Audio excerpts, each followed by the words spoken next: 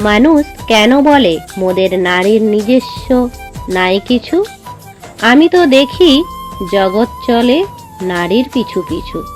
বাপের ঘরের লক্ষ্মী আমি, স্বামীর ঘরের অন্নপূর্ণা, ছেলের ঘরের জননী আমি, আমি ছাড়া সংসার অসম্পূর্ণা।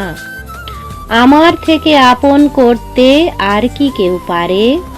বাপের ঘরকে ছেড়ে এসেও পরকে বাঁধি ঘরে। গোত্র থেকে গোত্রান্তর যদিও আমি হই, তবুও যেন জননী রূপে সকল দুঃখ সই। ভারত মাতা সেও নারী, নারী জগদ্ধাত্রী, নারী হলো এ জগতের সবার জন্মদাত্রী।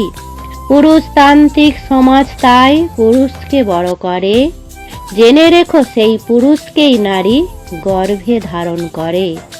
মহাকাল আমার পদতলে, সাহিত্য চিরকাল, আমি ছাড়া এ জগৎ সংসার সবই হবে অচল।